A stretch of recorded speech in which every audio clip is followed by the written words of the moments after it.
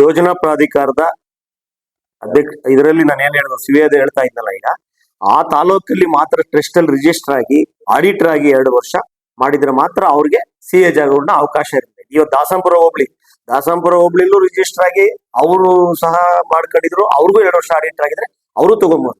ನಮ್ಮ ಸೋಲೂರು ಹೋಬಳಿ ಇರ್ಬೋದು, ತ್ಯಾಮಗೊಂಡ ಹೋಬಳಿ ಇರ್ಬೋದು, ನಮ್ಮ ಹೋಬಳಿ ಒಳಪಟ್ಟಿರಂತ ತಾಲೂಕಲ್ಲಿ ಯಾರೇ ಇದ್ ಮಾಡಿದ್ರು ಸಹ ಅವ್ರಿಗೆ ಸಂಘ ಸಂಸ್ಥೆಗಳಿಗೆ 2 ವರ್ಷ ಆಗಿರ್ಬೇಕು, ಆಡಿಟ್ ಆಗಿರ್ಬೇಕು, ರಿಜಿಸ್ಟರ್ ಆಗಿರ್ಬೇಕು. ಅಂತವ್ರಿಗೆ ಇವತ್ತೇನು 1200 ಅಡಿಯಿಂದ 50,000 ಅಡಿವರೆಗೂ ನಮ್ಮ ಯೋಜನಾ ಪ್ರಾಧಿಕಾರದಲ್ಲಿ ಅವಕಾಶ ಇದೆ. ಆ ಅವಕಾಶನ ಪಡ್ಕೊಬಹುದು. ನಮ್ಮಲ್ಲಿ ಗೈಡೆನ್ಸ್ ವ್ಯಾಲ್ಯೂ ಒಂದೊಂದು ರೇಟು ಒಂದೊಂದ್ ತರ ಇದೆ, ಅದನ್ನ ಬೇಕಾದ್ರೆ ಅವ್ರು ವಿಚಾರಿಸಬಹುದು. 387 ಸೈಟ್ನು ಸಹ ಅವರಲ್ಲಿ ಯಾವ ಚಾಯ್ಸ್ ಮಾಡ್ಕೊಂಡು ಫಸ್ಟ್ ಅಪ್ಲಿಕೇಶನ್ ಯಾರು ಹಾಕ್ತಾರೆ ಅವ್ರಿಗೆ ಅವಕಾಶನ ನಾವು ಕೊಡುವಂಥದ್ದು ಮಾಡ್ತಾರೆ. ಬಂದು ನಮ್ಮ ಯೋಜನಾ ಪ್ರಾಧಿಕಾರದಲ್ಲಿ ನಮ್ಮ JD ಇರ್ತಾರೆ, ಇವ್ರು ಇರ್ತಾರೆ, ಬಂದು ಮೀಟ್ ಮಾಡಿ ಪಡ್ಕೊಳ್ಳುವಂತ ಅವಕಾಶ ಇದೆ.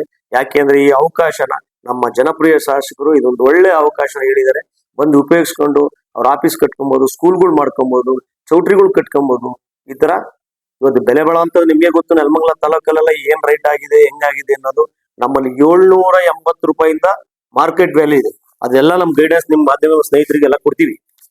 ಇವತ್ತು ಗೈಡೆನ್ಸ್ ವ್ಯಾಲ್ಯೂ ಏನೇನಿದೆ ಅಂತ ತಿಂಗಳು ಒಳಗಡೆ 5 ಅರ್ಜಿ ಇವತ್ತು ನಾಳೆಯಿಂದನೇ ಅರ್ಜಿ ಸಲ್ಲಿಸಬಹುದು.